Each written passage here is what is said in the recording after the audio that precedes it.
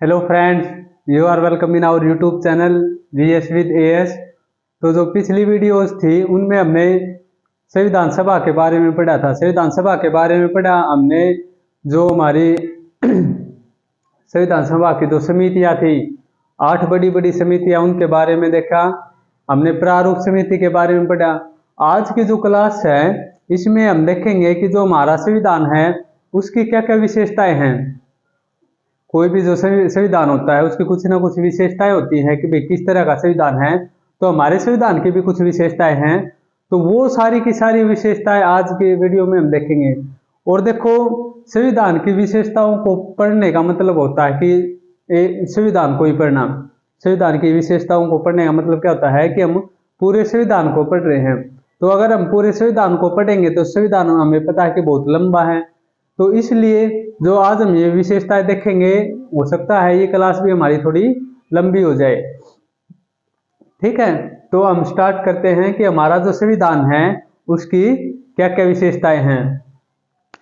सबसे जो पहली विशेषता है हमारे संविधान की कि हमारा संविधान क्या है, लिखित एवं विस्तृत संविधान है। पूरी दुनिया में 2 तरह के संविधान होते हैं, एक होते हैं लिखित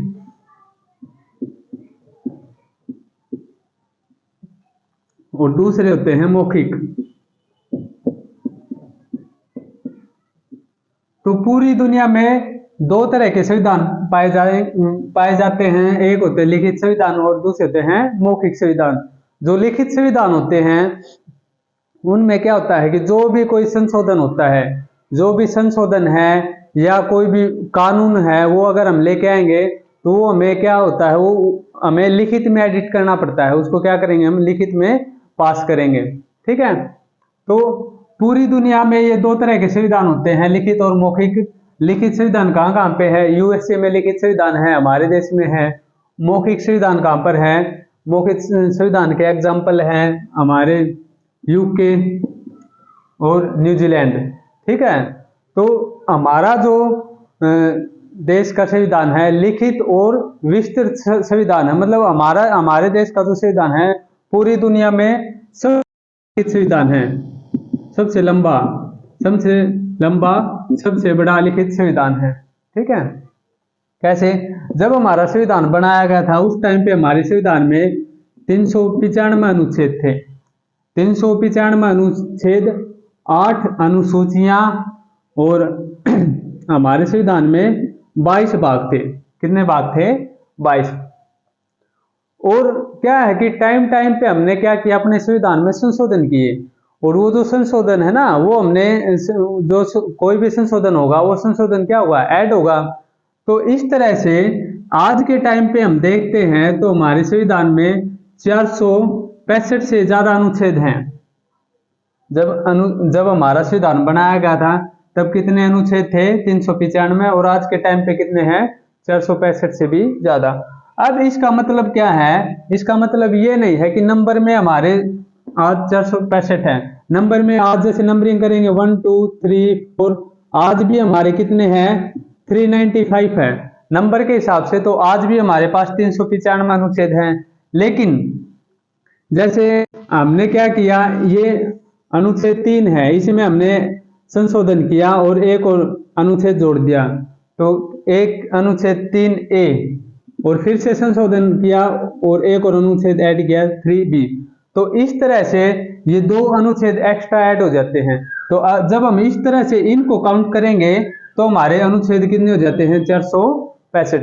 लेकिन बेसिक तरीके से जो नंबरिंग है हमारी, या हम कह सकते हैं जो हमारे मेन जो आर्टिकल हैं, अनुच्छेद हैं, वो आज भी कितने हैं? 395, जो कि बहुत ज्यादा है। और देशों में ना थोड़े थोड़े आर्टिकल हैं, कुछ देशों के संविधान हैं जिसमें 8 या 10 अनुच्छेद हैं और उनका संविधान बस कंप्लीट इतने में। हमारे पास कितने हैं? 395 अनुच्छेद हैं। जब हमारा संविधान बनाया गया उस टाइम पे 8 क्या थी? अनुसूचियां थी। 8 क्या थी? अनुसूचियां। आज हमारी अनुसूचियां कितनी है? 12। आज अनुसूचियों की संख्या कितनी है? 12। अभी अनुसूची क्या है ये हम आगे, जो हमारी आगे पॉलिटी की वीडियो आएंगी ना, उसमें हम देखेंगे सारी की सारी चीजें, हम डिटेल से पढ़ेंगे सबको। और 22 भाग हैं। और ये हमारे भाग आज के टाइम पे कितने हो गए हैं 25। नंबरिंग में ये भी आज कितने हैं 22 और वैसे कितने हो गए हैं 25। तो हमारा संविधान हम कह सकते हैं दुनिया के जितने भी संविधान हैं उनमें सबसे बड़ा लिखित संविधान है। तो हमारी विशेषता क्या है कि हमारा संविधान लिखित एवं विस्तृत संविधान है, लिखा हुआ और सबसे बड़ा संविधान है। और हमारा संविधान कौन सी भाषा में लिखा गया था? स्टार्टिंग में हमारा संविधान लिखा गया था इंग्लिश भाषा में। ठीक है, कौन सी भाषा में लिखा गया था? इंग्लिश में। तो ये हमारे संविधान की पहली खासियत है कि हमारा संविधान लिखित है और बहुत बड़ा है। ठीक है,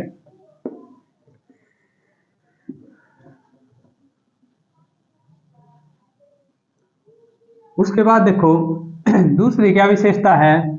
संविधान की प्रस्तावना। संविधान की प्रस्तावना का क्या मतलब है? प्रस्तावना का मतलब है कि ये एक तरह से हमारी संविधान की कुंजी है। क्या है हमारे संविधान की कुंजी? कि हमारा संविधान कैसा होगा, हमारा संविधान कैसा है, वो सारी की सारी बातें प्रस्तावना में लिखी हुई है। जैसे पूरे संविधान को पढ़ेंगे तो बहुत बड़ा हो जाएगा, लेकिन अगर हम उसका निचोड़ देखेंगे कि संविधान में भाई क्या बताया गया है, जनता के क्या अधिकार है, कैसा शासन है, ये सारी की सारी चीजें शॉर्ट रूप में लिखी हुई है प्रस्तावना के अंदर। ठीक है, तो ये क्या है? हमारे संविधान की कुंजी है। एक तरह से ये हमारे संविधान का निचोड़ है। इसमें बताया गया है कि हमारा संविधान कैसा होगा, कैसा संविधान है हमारा?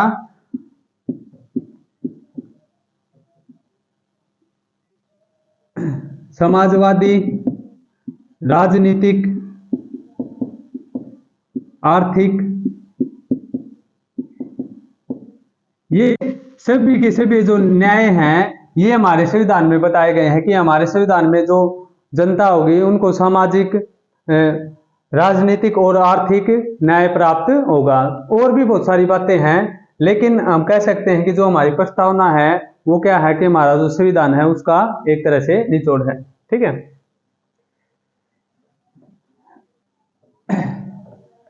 उसके बाद देखो क्या नेक्स्ट हमारे संविधान की क्या विशेषता है कि संप्रभुता संपन्न राज्य है। हमारा संविधान क्या बताता है कि जो हमारा देश है वो संप्रभु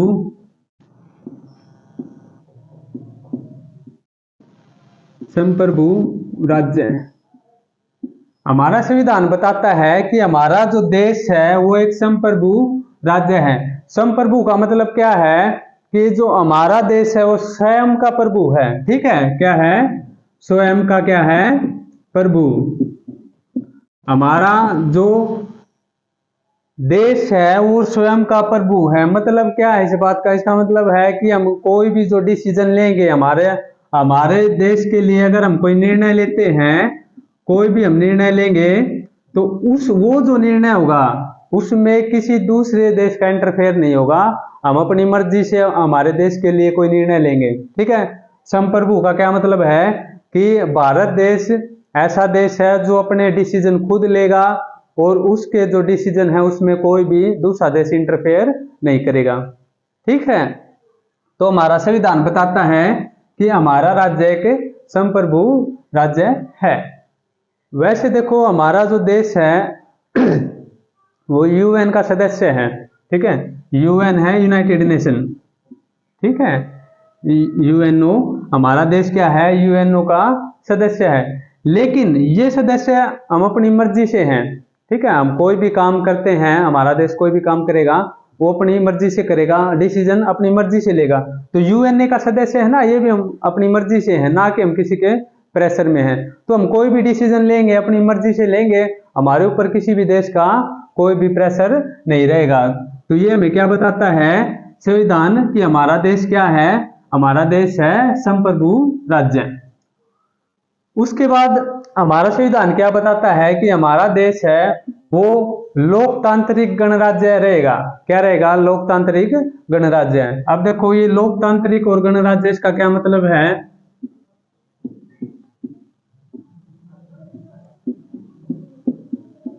लोकतांत्रिक गणराज्य, गणराज्य को इंग्लिश में कहते हैं रिपब्लिक। ठीक है, इसका मतलब क्या है? इसका मतलब है कि देखो, सरकार दो तरीके से हो सकती है। एक तो राजतंत्र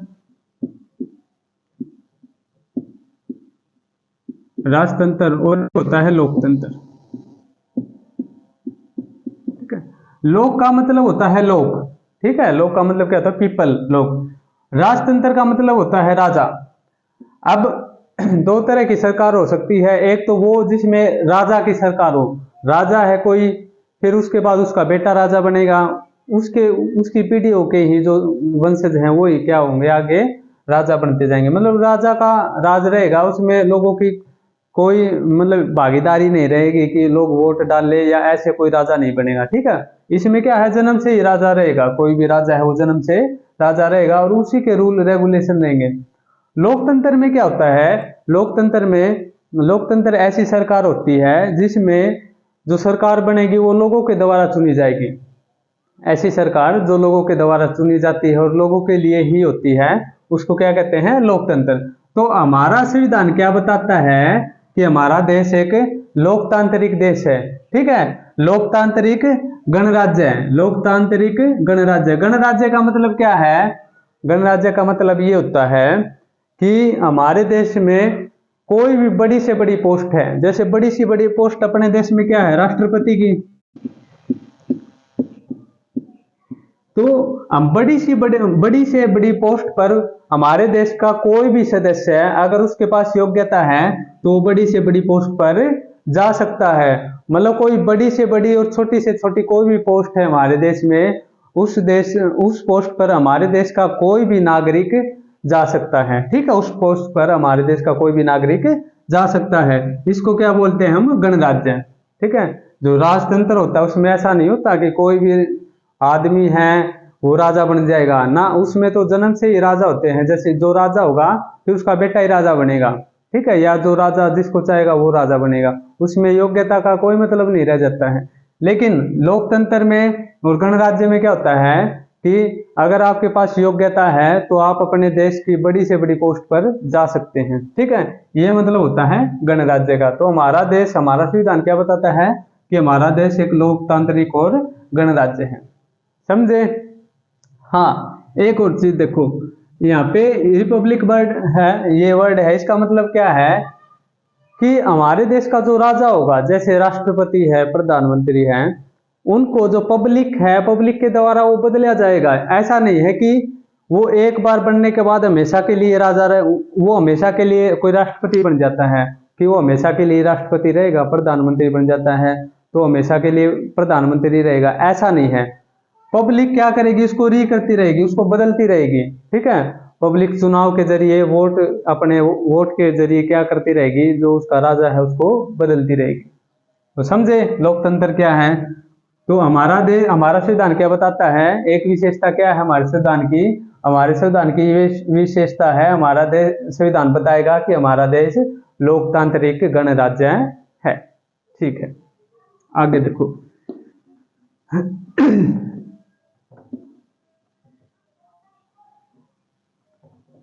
उसके बाद देखो, उसके बाद है संसदीय सरकार। संसदीय सरकार,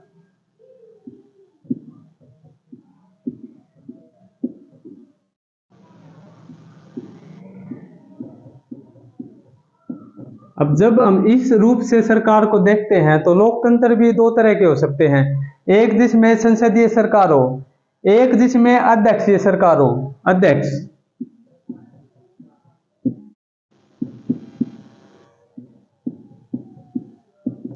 मतलब क्या?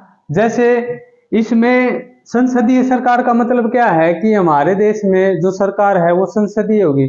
मतलब हमारे देश का जो हेड होगा, हमारे देश में जो पावर होगी, जो शक्ति होगी, वो ऐसे लोगों के हाथ में होगी जिनको जनता चुन के भेजेगी। जिनको क्या करेगी? जनता चुन के भेजेगी। जनता के द्वारा चुने हुए, जनता के द्वारा चुने हुए जो प्रतिनिधि हैं, जनता के जो द्वारा चुने हुए प्रतिनिधि हैं, उनके हाथ में शक्ति रहेगी। उनके हाथ में क्या रहेगी? शक्ति। अब देखो वैसे हम जब हम संविधान को पढ़ते हैं, पॉलिटी को पढ़ेंगे, हम देखेंगे जो पावर है ना, हमारे देश की शक्ति है, वो राष्ट्रपति के हाथ में है। किसके हाथ में है? पूरे देश की शक्ति है वो राष्ट्रपति के हाथ में है। लेकिन ये जो शक्ति है राष्ट्रपति इसको अप्लाई नहीं कर सकता, इसका प्रयोग नहीं कर सकता। राष्ट्रपति इसका प्रयोग किसके द्वारा करता है? प्रधानमंत्री और मंत्रिमंडल, प्रधानमंत्री और मंत्रिमंडल की सहायता से या उनके कहने पर ये राष्ट्रपति शक्ति का प्रयोग करता है। तो हम कह सकते हैं जो शक्ति है एक्चुअल, वो शक्ति इन लोगों के हाथ में है। जो हमारा मंत्रिमंडल है उसके हाथ में वो शक्ति है, और ये जो मंत्रिमंडल है इनको कौन चुन के भेजता है? इनको चुन के भेजती है जनता। ठीक है, तो हमारी जो सरकार है संसदीय सरकार है। संसदीय सरकार में क्या होता है कि जो राष्ट्रपति है वो राष्ट्रपति नाम मात्र का रहेगा। राष्ट्रपति क्या रहेगा? नाम मात्र का रहेगा। और जो एक्चुअल पावर है वो प्रधानमंत्री और मंत्रिमंडल के हाथ में रहेगी। ठीक है, संसदीय सरकार कौन से देश में है? यूके में। ठीक है, यूके में जो उनका राष्ट्रपति है वो जो उनके राजा महाराजा हैं उनकी फैमिली से आते हैं जो राष्ट्रपति होते हैं, लेकिन उनके हाथ में इतनी पावर नहीं होती। पावर ज्यादा किसके हाथ में रहती है? पावर मंत्रिमंडल के हाथ में है। ठीक है, तो ऐसी सरकार को क्या बोलते हैं? संसदीय सरकार। और जहां पर पावर राष्ट्रपति के हाथ में ज्यादा रहेगी वो क्या होती है? हमारी अध्यक्षीय सरकार। जैसे यूएसए है, यूएसए में क्या है? राष्ट्रपति के हाथ में ज्यादा पावर है। जब भी हम एग्जाम्पल सुनते हैं, जब हमारे देश में कोई भी निर्णय होता है, कोई भी डिसीजन होता है, तो हम बोलेंगे प्रधानमंत्री ने ये कार्य किया, प्रधानमंत्री ने ये किया, वो किया, मोदी ने ये किया, वो किया। तो हम राष्ट्रपति का कभी नाम नहीं लेते, जबकि शक्ति राष्ट्रपति के हाथ में है।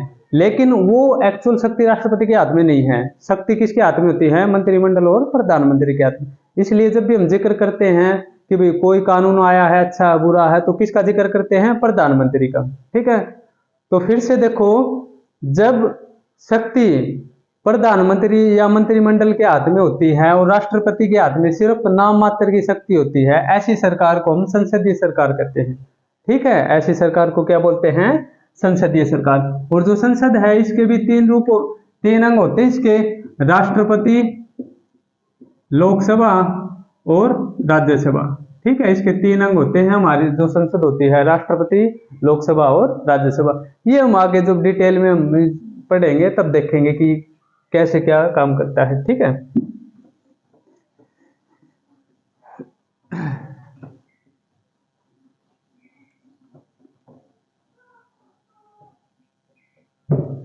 अब इसके बाद देखो मूल अधिकार।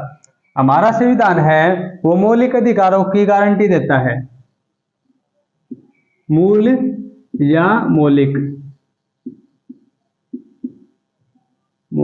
अधिकार। अब इसका क्या मतलब है? मूल अधिकार हमने हमारे संविधान में हमने कहां से लिए हैं? ये हमने लिए हैं यूएसए से। ठीक है, कहां से देखा? हमने यूएसए से देखा और फिर हमने इनको अपने संविधान में ऐड कर लिया। अब और हमने लास्ट वीडियो में देखा था कि जो मौलिक अधिकार की जो समिति थी उसका अध्यक्ष कौन था? उसका अध्यक्ष था सरदार वल्लभ भाई पटेल। अब देखो जो मूल अधिकार हैं, हमारा संविधान कहता है कि हमारी जनता के पास मूल अधिकार होने चाहिए। तो हमारे संविधान की एक विशेषता क्या है कि हमारा संविधान मूल अधिकारों की गारंटी देता है। इसका मतलब ये है कि हमारे देश के जितने भी नागरिक हैं, वो चाहे अमीर है, गरीब है, किसी भी धर्म का है, कोई भी जाति है, सबके पास क्या है? मौलिक अधिकार है। सबके पास क्या है? मौलिक अधिकार। मौलिक अधिकार क्या होते हैं?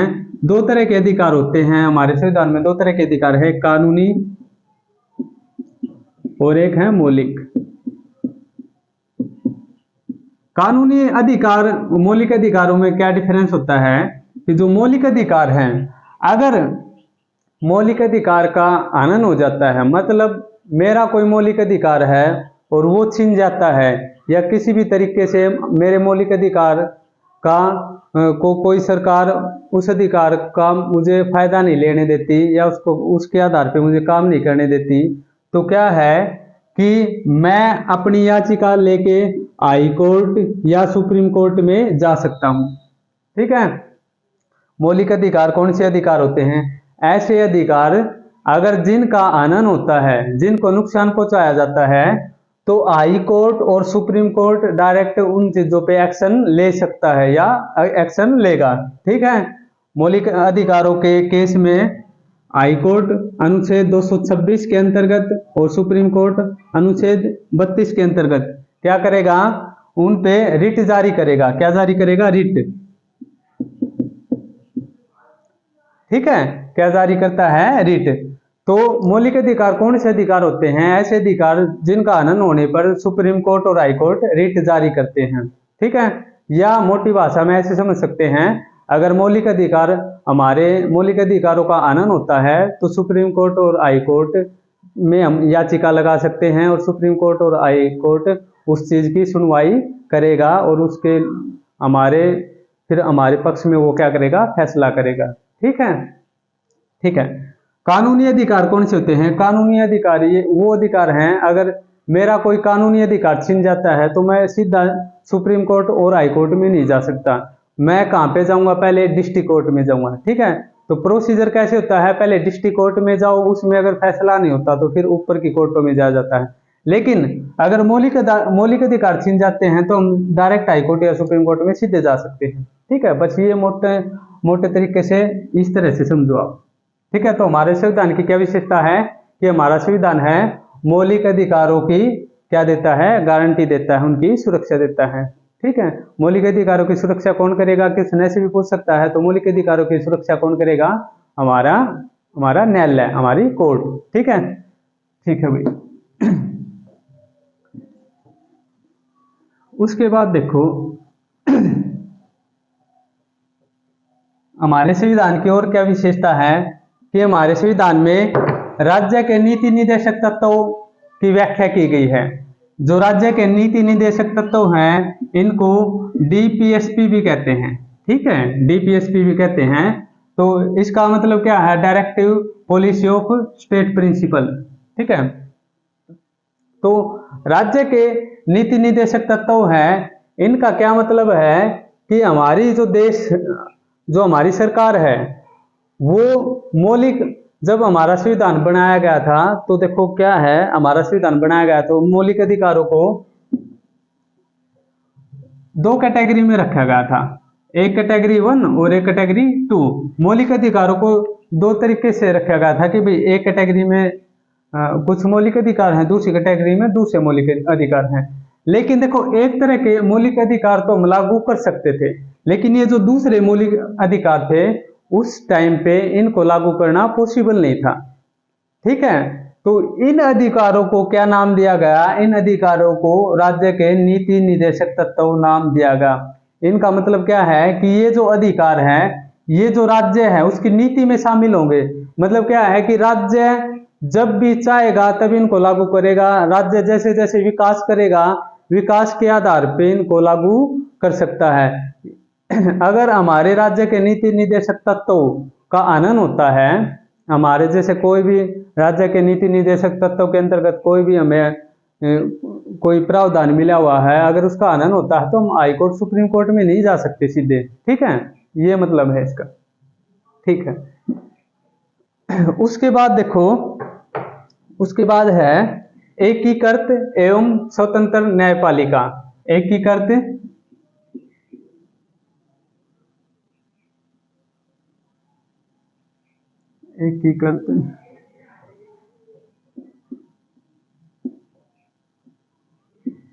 एवं स्वतंत्र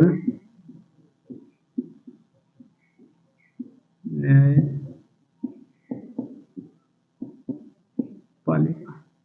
ठीक है। एकीकृत का मतलब होता है इंटीग्रेटेड।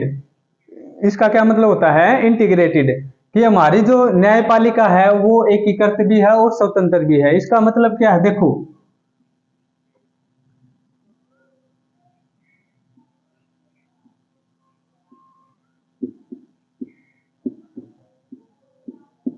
यहाँ पे मैंने ये एक पिरामिड बना दिया। जैसे सबसे नीचे होता है हमारे न्यायालय में डिस्ट्रिक्ट कोर्ट। डिस्ट्रिक्ट कोर्ट के ऊपर होता है हाई कोर्ट और सबसे ऊपर हाई कोर्ट के ऊपर होता है सुप्रीम कोर्ट।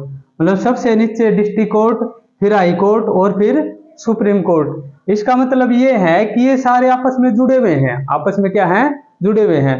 अगर सुप्रीम कोर्ट कोई भी कानून या कोई भी ये कहता है कि भाई ये कानून है, तो वो हाई कोर्ट और सुप्रीम डिस्ट्रिक्ट कोर्ट दोनों को मानना पड़ेगा। इसमें जजों के द्वारा दिए गए जो बयान होते हैं ना, वो इनके लिए कानून बन जाते हैं, हाई कोर्ट और डिस्ट्रिक्ट कोर्ट के लिए। या हम कह सकते हैं, इसको दूसरे तरीके से भी हम समझ सकते हैं, जैसे हमारा कोई केस है, वो केस पहले डिस्ट्रिक्ट कोर्ट में जाएगा, उसके बाद यहाँ पे सॉल्यूशन नहीं होता है तो हाई कोर्ट में जाएगा, यहाँ पर भी सॉल्यूशन नहीं होता है तो वो सुप्रीम कोर्ट में जाएगा। इसका मतलब क्या है कि ये लेवल है कोर्ट के। कोर्ट हमारा एक है, उसका ये लेवल है, इससे अपर लेवल है हाई कोर्ट और इससे भी अपर लेवल क्या है, सुप्रीम कोर्ट। मतलब एक ही कोर्ट के ये क्या है, लेवल बना रखे हैं। तो हम कह सकते हैं कि हमारा जो न्यायालय है, हमारा संविधान क्या बताता है कि जो हमारा न्यायालय है वो एकीकृत है, जुड़ा हुआ है पूरा का पूरा। ठीक है, डिस्ट्रिक्ट से लेके सुप्रीम कोर्ट तक हमारा न्यायालय क्या है, जुड़ा हुआ है, एकीकृत है। उसके बाद स्वतंत्र का मतलब है कि हमारे न्यायालय पर किसी भी सरकार का कोई प्रेशर नहीं है। कोई भी सरकार अपनी मनमर्जी का जो कानून है वो न्यायालय के ऊपर थोप नहीं सकती। ठीक है, जो भी बात संविधान में लिखी हुई है उस बात के अनुसार ही न्यायालय फैसला करता है, और सरकार के किसी भी फैसले को मानने के लिए जो न्यायालय है वो बाध्य नहीं है। ठीक है, जबरदस्ती सरकार, देखो अब जैसे हमारे केंद्र में बीजेपी की सरकार है, जबरदस्ती कोई भी फैसला ये न्यायालय पर लागू नहीं कर सकती और ना ही ये देश पे लागू कर सकती कोई भी फैसला। उस फैसले को कौन देखेगा, न्यायालय। न्यायालय देखेगा हाँ भाई संविधान के अनुसार ठीक है तो वो लागू हो जाएगा, समझे। ठीक है, तो हमारा न्यायालय क्या है, स्वतंत्र है। हाँ, और देखो स्वतंत्र का एक और मतलब ये भी है कि जो न्यायालय में सुप्रीम कोर्ट और हाई कोर्ट है ना, इनमें जो जजों की नियुक्ति होती है वो भी सरकार नहीं कर सकती। जजों की नियुक्ति है वो भी इनकी एक अलग प्रोसीजर होता है जिसको कोलेजियम बोलते हैं। क्या बोलते हैं, कोलेजियम। तो इनका जो सिलेक्शन है कोलेजियम के थ्रू होता है। इनकी जो सुप्रीम कोर्ट और हाई कोर्ट के जजों की नियुक्ति होती है किसके द्वारा होती है, कोलेजियम के द्वारा। तो इसलिए हमारे संविधान की एक विशेषता ये भी है कि हमारा संविधान में जो न्यायालय है, न्यायपालिका है, वो एकीकृत है और स्वतंत्र है। ठीक है, ठीक है।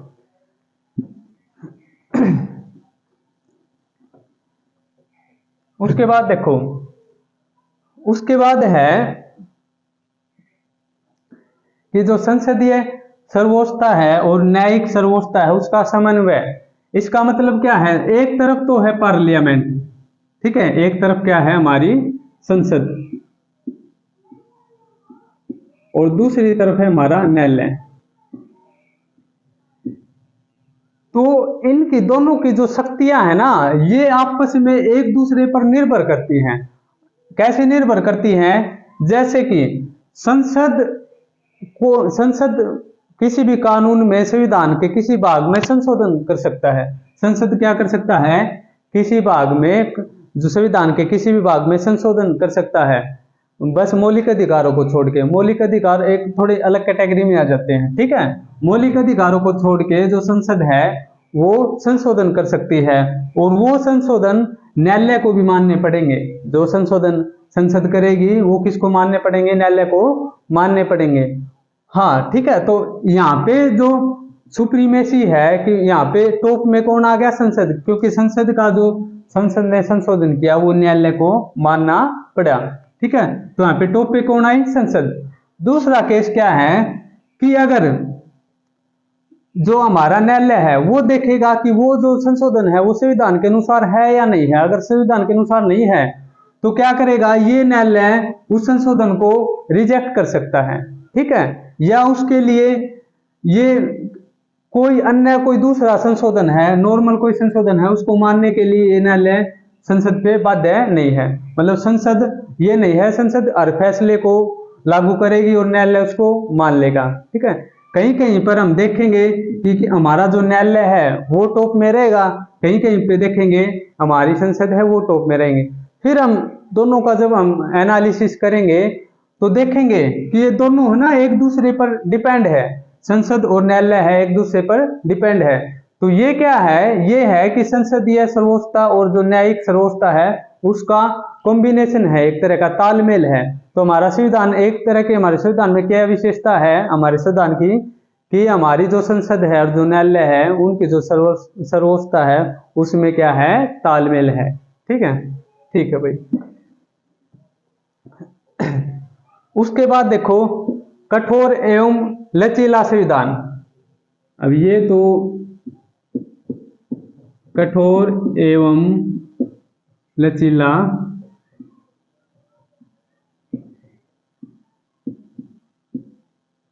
संविधान, ठीक है। देखो अब ये पॉइंट है ना, ये वकीलों के लिए बहुत ही इंपॉर्टेंट है। इसी के कारण हमारे संविधान को वकीलों का स्वर्ग कहते हैं। क्या बोलते हैं, वकीलों का स्वर्ग। कि हमारा जो संविधान है बहुत ही कठोर एवं लचीला है। वो कठोर भी है और लचीला भी है। कठोर का मतलब क्या है कि उसमें संशोधन करना मुश्किल है। कठोर का मतलब क्या है, संशोधन करना मुश्किल है। और लचीला इसका मतलब क्या है, संशोधन करना आसान है।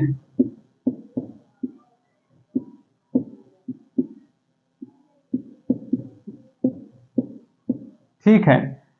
तो हमारा जो संविधान है वो कठोर एवं लचीला है, मतलब उसमें संशोधन करना मुश्किल भी है और संशोधन करना बहुत ही आसान भी है।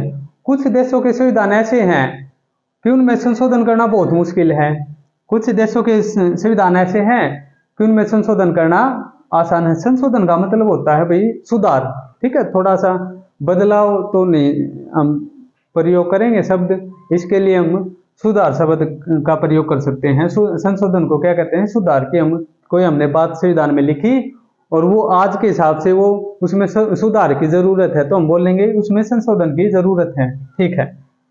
तो कुछ देशों के संविधान ऐसे हैं जिनमें संशोधन करना मुश्किल है, कि बहुत ही टफ काम है वहां पे संशोधन करना। और कुछ देशों के संविधान ऐसे हैं जहां पे संशोधन करना बहुत ही आसान है। हमारा संविधान ऐसा है जिसके कुछ भागों में, कुछ हिस्सों में संशोधन करना मुश्किल है और कुछ हिस्सों में संशोधन करना आसान है। जैसे कि अगर हम मौलिक अधिकारों की बात करें तो मौलिक अधिकारों में संशोधन करना मुश्किल काम है। मौलिक अधिकारों में संशोधन करना क्या है, मुश्किल काम।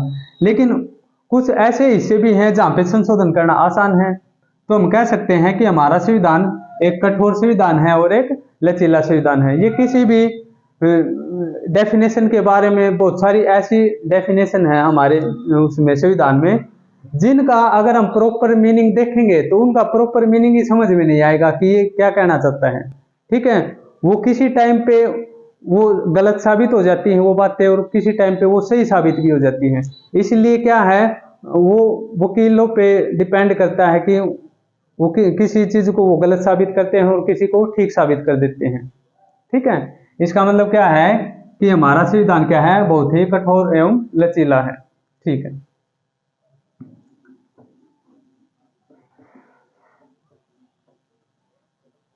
उसके बाद देखो एकल नागरिकता, एकल नागरिकता, सिंगल सिटीजनशिप। ठीक है, क्या बोलते हैं इसको, सिंगल सिटीजनशिप।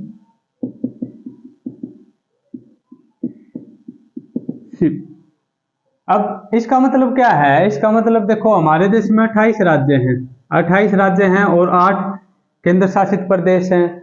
तो इसका मतलब ये है कि हमारे देश में कोई भी व्यक्ति किसी भी राज्य का नागरिक है, वो बिहार का है, वो यूपी का है, वो राजस्थान का है, किसी भी राज्य का है, लेकिन बेसिकली वो कौन से किसका नागरिक है, उसको नागरिकता राज्य नागरिकता नहीं देगा, उसको नागरिकता राज्य नहीं देगा। नागरिकता कौन देगा उसको, हमारा देश।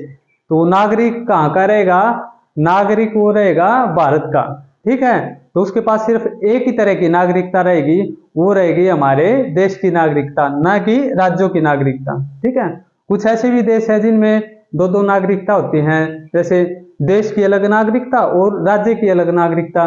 जैसे बात करें हम यूएसए की, यूएसए में 50 राज्य हैं, तो उसमें कोई व्यक्ति रहता है तो उसके पास उस राज्य की भी नागरिकता है और देश की भी नागरिकता, तो उनके पास दो तरह की नागरिकता होगी। लेकिन हमारे संविधान की विशेषता क्या है? हमारा संविधान बताता है कि हमारे जो नागरिक हैं उनके पास सिर्फ एक नागरिकता रहेगी, ठीक है, वो नागरिकता कौन सी रहेगी? हमारे देश की, ठीक है।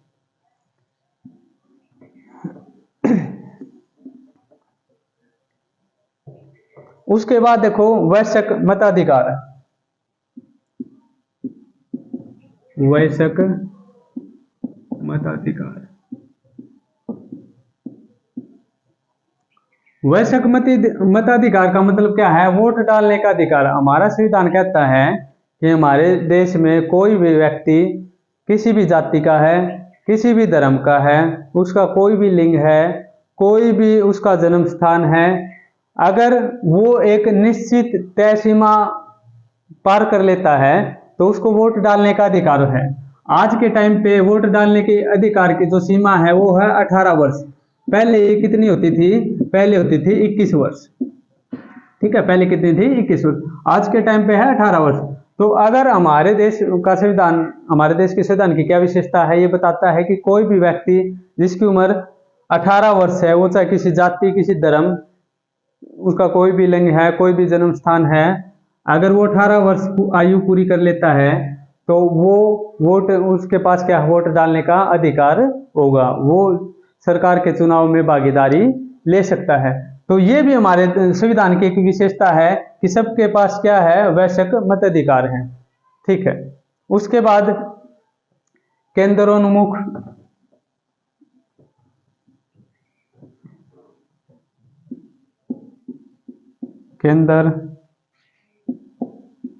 केंद्रोन्मुख संविधान।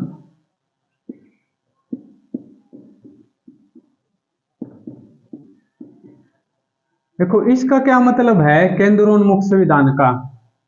जब हम हमारे देश की शासन व्यवस्था देखते हैं तो हमारा देश ऐसे ऐसे शासन करता है कि एक है हमारी केंद्र सरकार और एक है हमारी राज्य सरकार,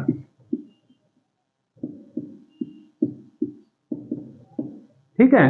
तो हमारे देश में जो शक्तियों का बंटवारा है वो ऐसे किया गया है, कुछ शक्तियां केंद्र के पास है, कुछ शक्तियां राज्य के पास है। तो इस जो शक्तियां है, हमारे देश में शक्तियों का बंटवारा किया गया है केंद्र के पास और राज्य सरकार के पास। और यहाँ पे मैंने लिखा है केंद्रोन्मुख संविधान। इसका मतलब क्या है कि जो हमारे संविधान का जो झुकाव है वो केंद्र की तरफ है।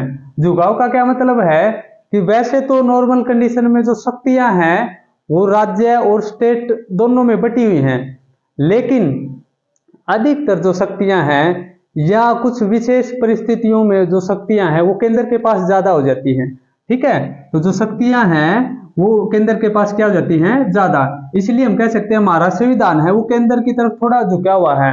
मतलब जब देखेंगे, जैसे एग्जाम्पल के लिए देखो, जैसे है हमारा आपातकाल, राष्ट्रीय आपातकाल है, नेशनल इमरजेंसी, आर्टिकल 352। तो जब हमारा राष्ट्रीय आपातकाल लगता है उस केस में क्या होता है कि जो राज्यों की सरकार है उनकी शक्तियां खत्म हो जाती है और सरकार सारी की सारी शक्ति किसके पास चली जाती है? केंद्र के पास। किसके पास चली जाती है? केंद्र के पास। तो ये एक परिस्थिति, ये एक कंडीशन है जिसमें क्या हुआ कि जो पावर है वो केंद्र के पास चली गई, स्टेट के पास क्यों नहीं गई? इसलिए हम कह सकते हैं कि जो हमारा संविधान है वो थोड़ा थोड़ा उसका झुकाव देखते हैं तो केंद्र की तरफ है, ठीक है। वैसे शक्तियों का बंटवारा रहता है लेकिन ज्यादातर शक्तियां केंद्र की तरफ मिलेंगी और कुछ विशेष परिस्थितियों में जो शक्तियां हैं वो केंद्र के पास चली जाएंगी।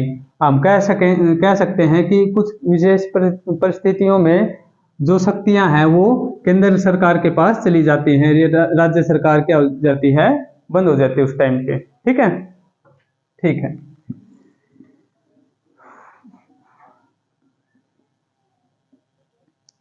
हाँ। उसके बाद देखो पंथ निरपेक्ष राज्य है। हमारे संविधान की एक और विशेषता क्या है कि हमारा संविधान बताता है कि हमारा जो देश है वो पंथ निरपेक्ष है। पंथ का मतलब होता है धर्म, पंथ का क्या मतलब होता है? धर्म। कि हमारा देश धर्मनिरपेक्ष राज्य है। अब देखो, जब हम हमारे देश में देखेंगे, हमारे देश में 7-8 धर्म है। हिंदू है, हमारे देश में मुस्लिम है, सिख है, ईसाई है, बौद्ध, जैन, पारसी।